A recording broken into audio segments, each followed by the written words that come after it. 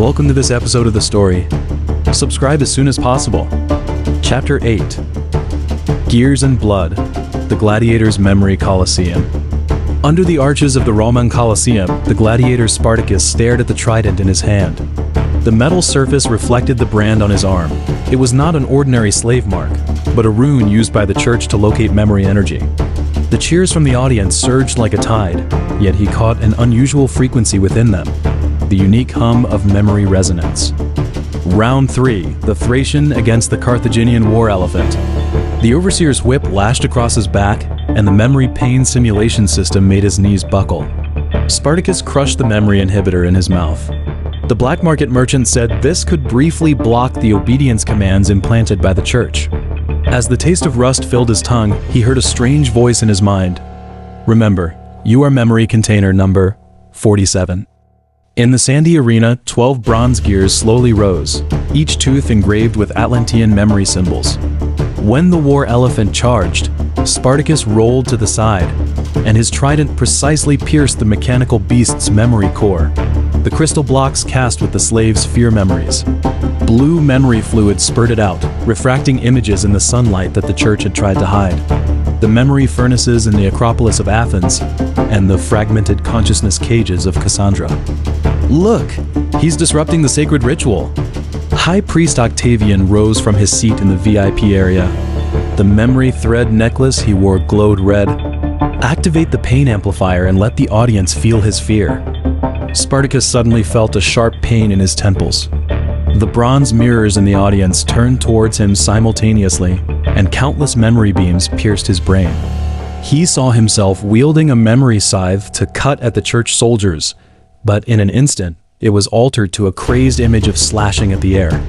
The false memory implanted by the church to control the gladiators. This is the price of rebellion. Octavian's voice reached everyone's ears through memory resonance. Your fear, despair, and words of Surau will all become offerings to the star chart. Deep beneath the Colosseum, technicians turned the huge memory gears. Spartacus's fear memory was extracted into blue smoke and transported through pipes to the memory furnace on the central altar. An apprentice accidentally touched the leaking smoke and immediately screamed, scratching at his eyes. He saw himself executing rebels with his own hands, while in his real memory, he was just a craftsman forced to participate. Memory sample No. 927, fear concentration 91%. The chief technician engraved a symbol on the slate. Enough to make 3 liters of frenzy potion. The potion was poured into a bronze pot, presenting a nauseating purple-black color. This was the church's secret weapon, condensing the gladiators' fear memories into a liquid. Drinkers would experience memory hallucinations in battle, mistaking their enemies for the demons depicted by the church.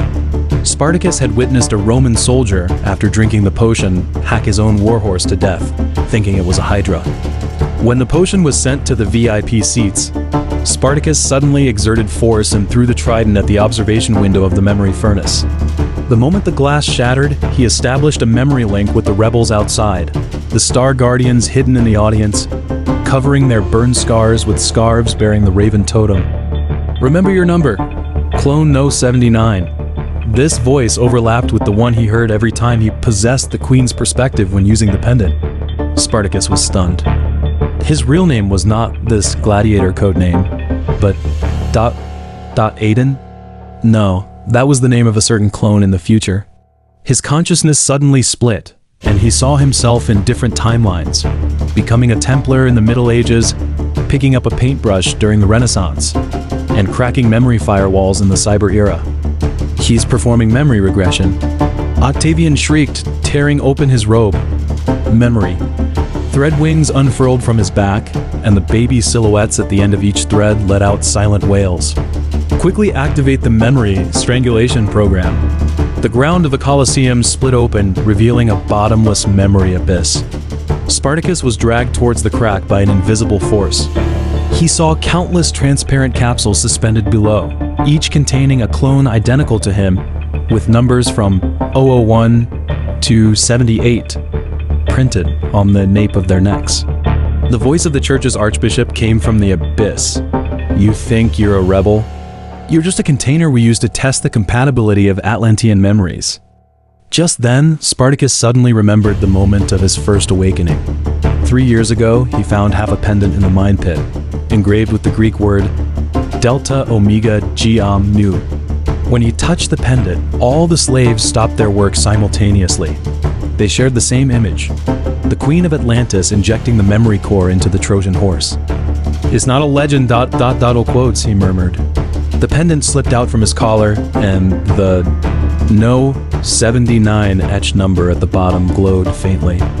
The memory resonance frequency in the audience became disordered. Some people started screaming and tearing at their clothes because they saw the bloody truth hidden beneath the glorious memories implanted by the church. Octavian's memory threads wrapped around Spartacus's neck, but upon touching the pendant, they let out a shrill scream. The threads woven from baby souls began to disintegrate, revealing the church's secrets hidden inside. It turned out that every gladiator was a clone cultivated by the church, and their painful memories were used to stabilize the operation of the star chart gears. Kill him.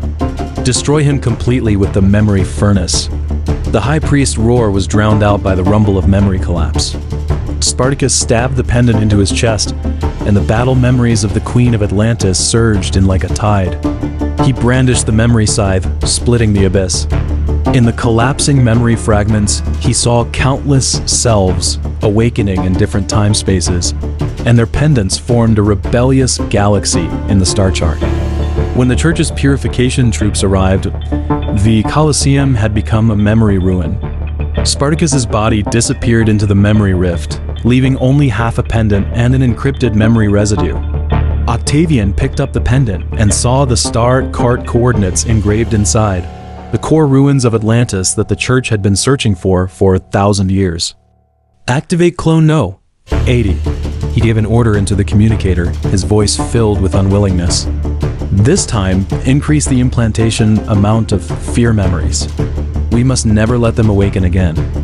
In the catacombs of Rome, the Star Guardian carefully received the memory feather left by Spartacus. The last image of the gladiator emerged on the feather. He stood in front of the memory furnace. Behind him were neatly arranged cloning pods, and the pendant in his hand was resonating with Cassandra's blood. The crack in the star chart has deepened again. The Star Guardian put the feather into the scarf with the raven totem. In which era will the next awakened one appear? This episode ends here. The next episode will be even more exciting. Come and subscribe.